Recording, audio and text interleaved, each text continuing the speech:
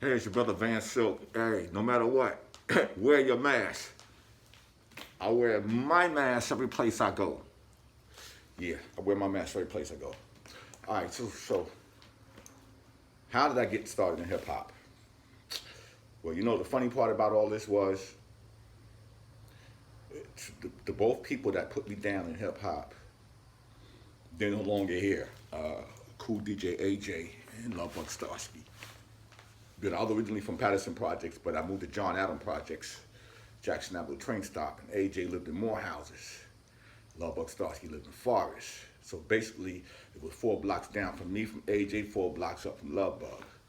But I used to hang in Morehouse a lot because I went to Gompers and used to hang out with One Arm Case and Gil and all of them. But you know what's funny, like, I think it was 78 when AJ came home from the service. Or if he came home in 77 and it was 78.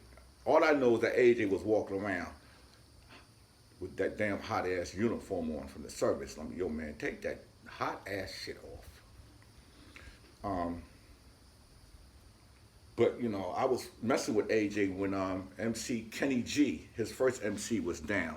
Busy B was, you know, messing with the L Brothers, Disco King Mario, and then after Kenny G came Sonny G, and then Cowboy used to come, you know, because Cowboy ran around the Bronx.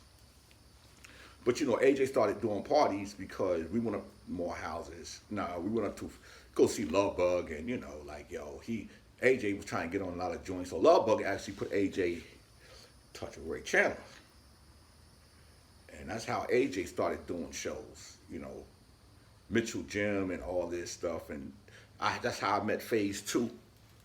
Graffiti artist, the aerosol writer, because he lived in Forest. And I didn't do my first party until 81. So from 78, 79, and 80, I was handing out flyers for AJ, but I was working at Show World, 42nd Street, Times Square. I was managing actually one of their places. And you know, AJ like, yo, I need $100 for some flyers.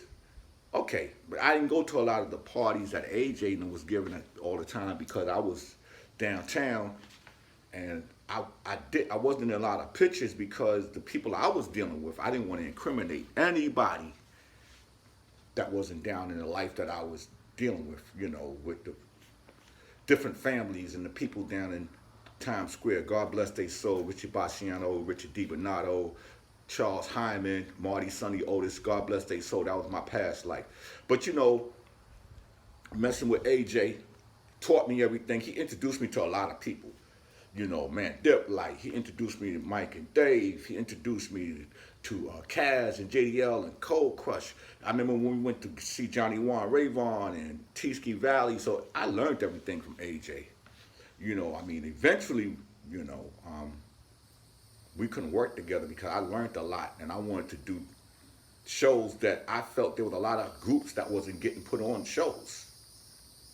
So I dealt with Harlem World directly after me and AJ was doing a lot of MC convention battles with Mike and Dave. So sometimes you might see the same background on flyers. Mike and Dave had the hand, AJ had the Academy Award, I did the Oscar. This one, we was copying and pasting each other's stuff, and Faze will make something, you know, we won't even go back to Faze. We'll just strip the board and we'll make our own. So, I mean, it was a lot of things going on that I didn't like. So when I started spreading out myself, because I had a vision, you know, I went down to the Roxy's and started doing Friday nights, and I was using my girl's name, Patricia Heron. Only reason why I did that because AJ put his girl name on the flyer at Ecstasy Garage, Rose Awards, and I was mad at him for that. And you know, then I started doing Bro International with Leon Brill. He brought me over there. His son Steve started Court TV. Eddie Cheever was over there, but he was going through his motions. You know, and then when Richard T sold the T Connection, it became Spider Web. Spider bought that. So me and Kool Herc became partners around 83 over at the Spider's Web, you know. And me and Mike and Dave were partners because we did stuff in Queens and Empire Skating Rink. But then, you know, I started getting jobs at record labels and stuff like that. So I moved in a different direction. But I did look out for a lot of groups coming up. There was a lot of good shows, a lot of bad shows, you know, a lot of things that didn't pan out. But, you know, I felt that you know, my contribution, you know, past giving the parties, you know, I try to help a lot of the artists still to this day. I do a lot of things people don't know. But, you know, Roebuck Starsky, you know, Kevin was a pain in my ass. He gonna send me to Johnson's barbecue to go get some barbecue for him. I'm looking at AJ like, yo, this nigga younger than me. Like, yo, RC, just go get it for him. Because his mom used to let him come out in the park. Only in the daytime at one point in the half moon basketball court. Wade the guard, aka Tipsky, be over there a lot. Melanin was at 23 Park. Mean Gene, who I have respect with, 63 Park on Boston. You know, I used to go down to Millbrook a lot and see Dr. Dust and them. Rock and Robin would be in Patterson. You know, in my project, John Adams, you know, we had the older brothers or friends from John Adams. Two of them came part of the Harlem World crew, DJ Randy and Cool D. Then we had my man in the disco thing, and the Arnold Campbell and Troy Stanton. I forgot their name. Islam lived across the street. But you know, I always respected the L brothers and Mean Gene because he wasn't something to play with. I had a lot of respect for Baron and Breakout. You know, me and the, you know, B.O., God bless his soul, and Ahmed and Bam, you know, Schmitty, great relationships. I ran into Disco King Mario a few times when I was doing Bruckner skating rink because he did a few shows over there, Bronx Bruckner skating rink, you know, and you know, AJ taught me everything. You know, me and AJ started making our own flyers. You know, at one point, you know, when Busy B got down with AJ, that was it. A whole new flavor, and then Curtis Blow. You know, but you know, Lovebug always say, yo, tell him who put you on RC. Tell him who co-signed you. Lovebug Starsky, co-signed me and AJ. You know, the only thing I could look at in respect was Ray Chandler looked at me one day, and I always looked at Ray Chandler like, yo, that's the dude right there in promoting. I want to be like in this business, promoting flyers and promoting shows, you know. And as the game changed and moved on, you know, I became real close with the Disco Twins out in Queens. Robert and Reggie are great dudes, man. You know, great dudes. I became real cool with Tyrone from Cold Chillin'. You know, he from Brooklyn, I'm from the Bronx, but respect the line with him. You know, we respected each other's line. You know, had a great relationship with Wayne G and them from G-Force and Master Don. And, you know, when me and Master Don, God bless his soul, did the Ponderosa. You know, Willie Gums, you know, the whole Sapphire crew, you know, B-Fats, you know, like Donald D, rest his soul. I mean, the Disco 4. Like, these are dudes that, you know, you gave love. You know, B&B Disco, the Karate Club. You know, like, you know, even Gusto from Rooftop. You know, and the funny part about all this, you know, I met Hollywood, Reggie Wells and Eddie Cheever first. I knew them before I knew anybody. And Hollywood is what? I'm 63.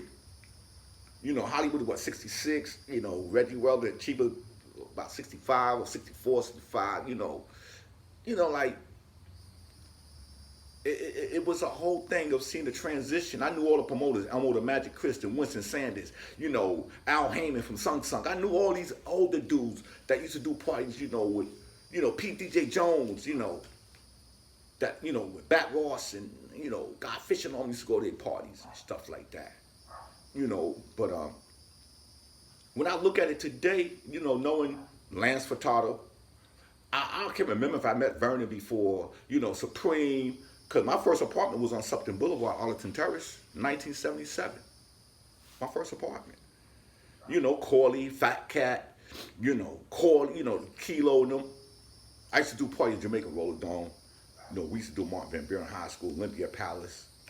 Like, listen, man, if I had to write my book about everything, it'd be here forever. You know, matter of fact, my girl Nadine gave me 3 books. I'm gonna start writing my hip hop stuff in there. The reason why I've been making a lot of these videos, man, because I'm telling the story. You know, and you know, when I met Cool Cal, you know, or Ronnie Green, rest his soul, Captain Rock, you know, or be up in Harlem with the Leans, you know, King Towers, you know, the whole east side of Harlem, Magnificent Seven, like, dude, I've seen a lot. You know, Arthur Armstrong, you know, Rudy the Godfather, I mean, like, Sandwich, you know, oh man, Jazzy D, you know, like, even Tiny enough for the Casanovas, man. Eventually, you know, you get to link up with these dudes, and that's what it's about. But like I said, if it wasn't for AJ, if it wasn't for Roebuck Starsky, like fucking with me, but then I was giving up paper, you know, do these little PALs here and there and do that. You're like, listen, I think I did basically over 100 and something shows my damn self. But you know, I took it to a different level, work at record labels. Like, listen, at the end of the day, man, I say, if you don't know what you're talking about, learn from your, just talk about your experience. Don't talk about everybody else's experience. I guess my book is coming because Chuck D wants to author my book. So, shout out to my brother Pete Nice in Paradise, the Universal Hip Hop Museum. Shout out to Grandmaster Flash and Freeze 5. Shout out to the Funky Four, my girl ShaRock. Shout out to everybody. It's your brother Vansilk. I got it.